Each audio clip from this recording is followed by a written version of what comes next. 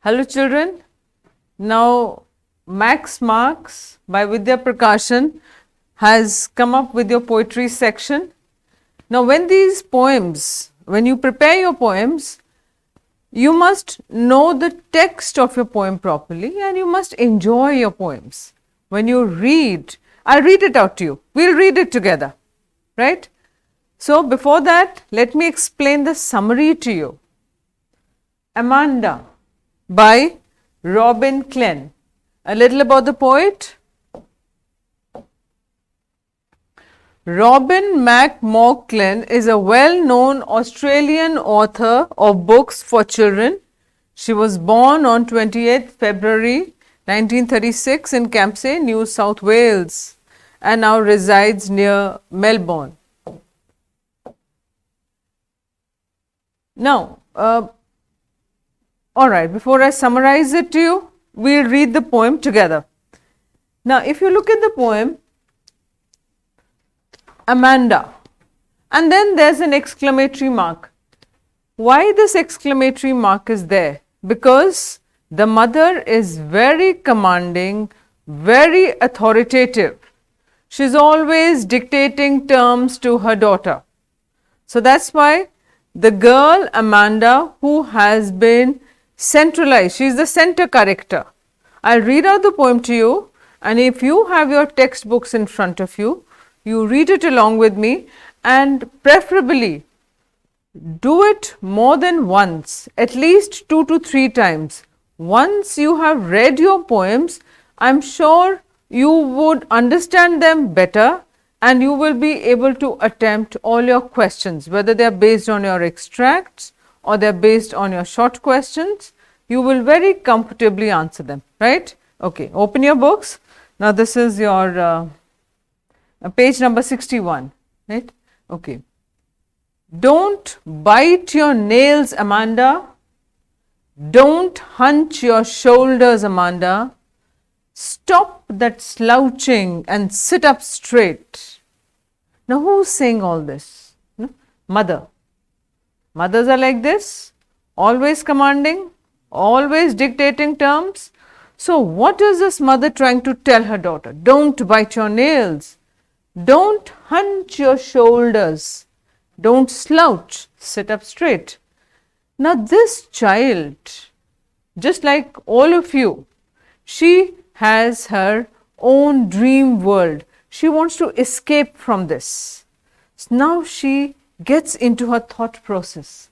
Now, there is a languid emerald sea where the sole inhabitant is me, a mermaid drifting blissfully.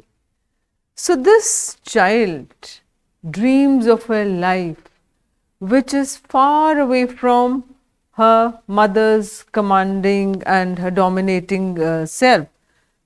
Now, what does she dream of? She dreams of being a mermaid.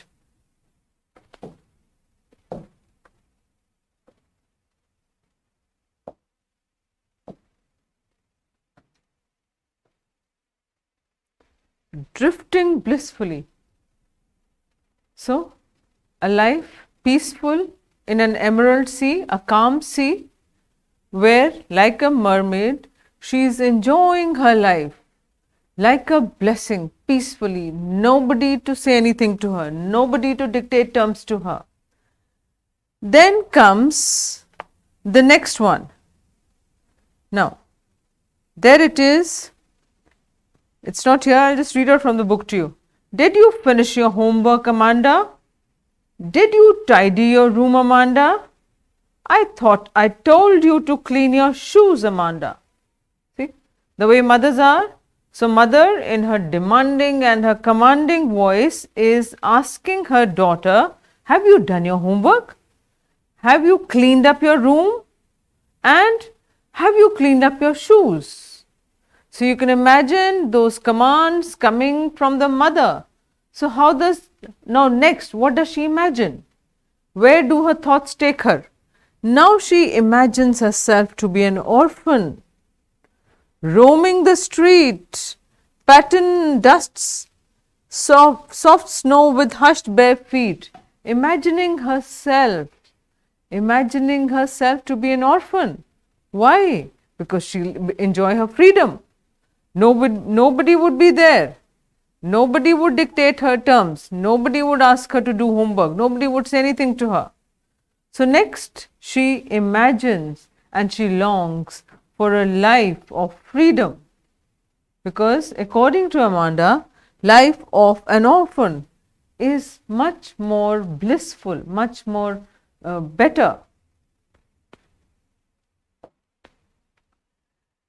Then comes again next the commanding attitude of the mother. Don't eat that chocolate, Amanda. Remember your acne, Amanda. Will you please look at me when I am speaking to you, Amanda? This is something which must be happening even in your homes. No? Mothers telling you, don't eat that chocolate, look, take care of your acne, and then your mother's telling you, where are you looking at? Why don't you look at me? Why don't you listen to me? Isn't it? So, similarly, Amanda also faces similar rebukes from her mother. Now, next she drifts into her next world. Now she imagines herself. You've heard that story about Rapunzel. Now, Rapunzel, I have not. Next, I have not a care. Life in a tower is tranquil and rare. No? So, next she imagines herself to be Rapunzel from a fairy tale where she is locked up in a tower. But even in that tower, life is very tranquil, very peaceful. Why? Because there she doesn't have anybody to dictate terms to her. Nobody to command at her, nobody to speak authoritative language to her. Then in this story, Rapunzel, she had left her hair out of the window for the prince to climb in. But she says, I wouldn't do that. I wouldn't lose my freedom. Then again comes the next commanding and the demanding and the authoritative tone of the mother. Stop that sulking at once, Amanda. You're always so moody, Amanda. Anyone would think that I nagged at you, Amanda. So this is where the poem concludes. The mothers who continue to nag their children, not realizing that even the children need to be given that required freedom. So this poem basically talks about the psyche of a child who is under constant nagging by her mother, and she has an escape for herself through this imaginative world. Which worlds does she imagine? First, she dreams of she dreams of being a mermaid, then an orphan, then a Rapunzel. All right. Now, then we move on to now the summary. Either way you could do it. Either you go with the summary first, then you read out your poem, read it out at a pace which is very comfortable and you can enjoy it. Now the summary.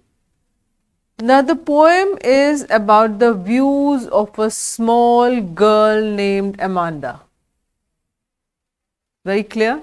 She is the central character and her name appears 12 times. Now this poem is talking about her freedom, about her liberty. She is instructed not to bite her nails and not to hunch her shoulders, and she has been instructed to sit straight. So these are the instructions from her mother: to sit straight, not to slouch, not to bite her nails, and not to hunch her shoulders. She wants freedom and wishes to drift in the sea. She wishes to drift into the sea.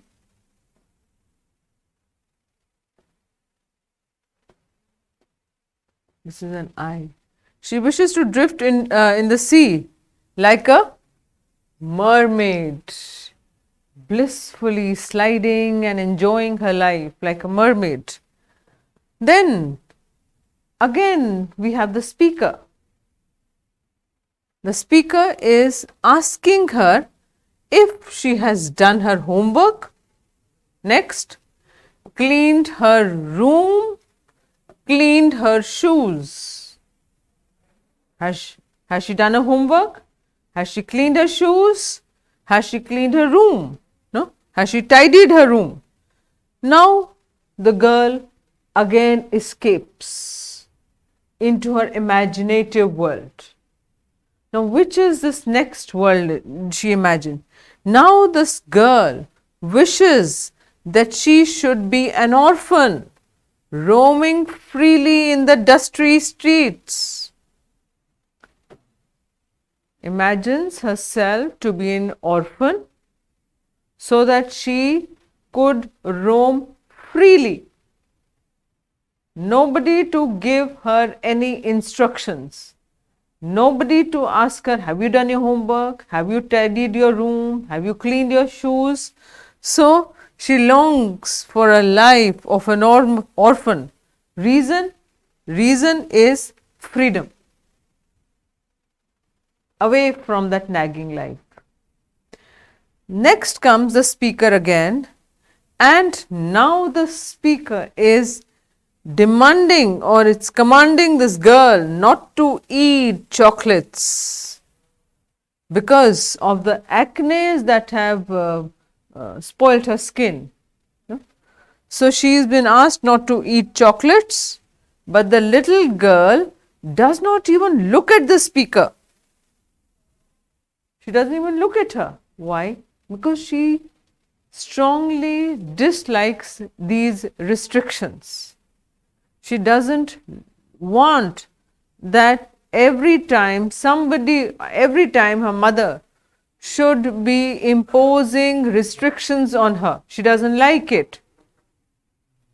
She considers herself next. Next, she considers herself to be Rapunzel into that fairy world. And into that fairy world, she imagines herself, although even if she is in that tower, she still will be away from those instructions. And she yearns that one day a prince will come for the sake of her liberty. Right? Okay. Now, talk about the literary devices from these poems. Now, these literary devices, you need to prepare them properly. We begin with the alliteration. Alliteration is the occurrence of the same sound at the beginning or closely connected words. Same sound. No? Although there are same alphabets and those alphabets have same sound. But basically it is sound. It creates that musical effect. Now, look at this now. Stop that slouching, sir sound. Stop that slouching and sit up straight. So, no? What is this? Alliteration. Reason? Because the S and the S are there together, creating that musical sound. Next, sit straight, alliteration. So, here the S sound has been repeated at once, Amanda. Then we have is stop that sulking at once, stop that sulking at once. Here again the S and S have been put together, the sound of the S remains the same. So, What does it mean? Which poetic device? Alliteration. Then we have the repetition. Repetition, as the word is itself telling us, which is repeated. That is called repetition. The poet often repeats single words or phrases, lines, and sometimes even whole stanzas at intervals to create a musical effect. Now, if we look at this word Amanda, the name Amanda has been repeatedly used. So, it means repetition. In the poem, the name of Amanda has been repeatedly used to emphasize the commanding manner in which the mother addresses the young girl. Is it clear? The word which is repeated is called repetition. Now, the anaphora. Anaphora is a poetic device where a word or a group of words issued repeatedly at the beginning of sentences or clauses to create a special effect. Now, look here, the way we have it, examples. Look at this word, don't. Don't bite your nails, Amanda. Each sentence in this example starts with don't, which stresses the authoritative tone of the mother. Don't hunch your shoulders, don't bite your nails, don't bite your nails, don't hunch your shoulders. So, the don't is what? It comes under anaphora. Then we have this word did. Did you finish your homework, Amanda? Did you tidy your room, Amanda? Here each line begins with did you and emphasizes the harsh treatment of Amanda at the hands of her mother. So, did you, did you, did you. What is it? Anaphora. Amanda was a name which was being repeated. So, that is why we used it repetition.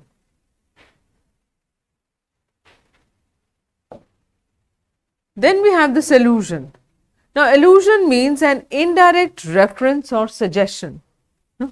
It is a kind of figure of speech in which a passing but significant reference. We do not mention the detail, we just mention a passing. A very just lightly we mention, but giving a significant reference to it. Giving a significant reference to a well-known person, could be place, could be thing, or could be a historical, mythological or cultural or anything similar to it. It does not describe in detail the person or the thing, it just mentions it, right. Now, look at the two allusions in the poem. Now, one is mermaid. They've just mentioned, like a mermaid, she in that calm sea, she drifts. Here a reference is made to a mermaid who in a folklore, who in that story is presented as an aquatic creature with the head and upper body of a female human and the tail of a fish, right. So, something which has been mentioned in a passing statement. Then, I am Rapunzel. I hate, not a care, life in a tower is tranquil and rare. I'll certainly never let decent my bright hair. Here the poet alludes to Rapunzel. Now, here again, the way it was just mermaid was mentioned. Here also, they have not given any detail, they just mention the name. A passing statement with a significance. Now, about the Rapunzel, a golden-haired young girl in a German fairy tale. Rapunzel was imprisoned in a tower by a witch. She let her long hair down through the window of the tower. Her prince climbed up the hair, entered the tower and rescued her. So this was the whole story. They did not mention it. What did they mention? Just Rapunzel.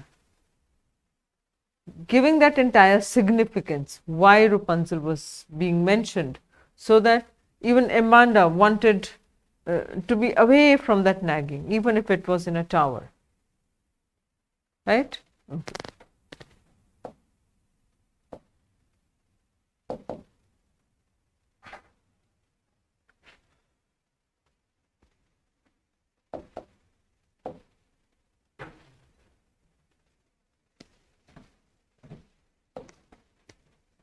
Alright, next we have is a metaphor. A metaphor is a figure of speech that is used to make a comparison between two things that are not alike. Two things which are different. A comparison is made between two different things is called a metaphor, right? And they do not have something in common. Unlike a simile, see the difference between metaphor and simile. There are two unlike objects, different from each other. There is a comparison between two unlike things now. Now, in simile, we use the word like or we use the word as beautiful as a rose. He fought like a lion in the battlefield. No? The word like, the word as has been used in comparison. So, very clearly we will write down simile for the literary device. But if the like or as is missing, there is a direct comparison, we call it metaphor. He was a lion in the battlefield. She was a rose. So, there is a direct comparison. So, unlike a simile where two things are compared directly using like or as, simile is the easiest to identify for the child because children just have to look for the word this or this and they are easily able to tell that it is a simile. A metaphor's comparison is more indirect. Usually, it is had by stating something is something else. All right.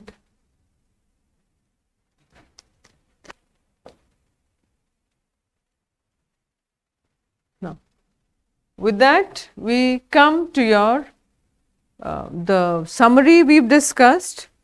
We read out your poem from your textbook. Then we took up the literary devices. You need to go through some the word meanings also should be there correctly with you. Once you are prepared with all this, you will not face any difficulty while attempting your extracts, short answers, anything, right? Okay. Thank you so much.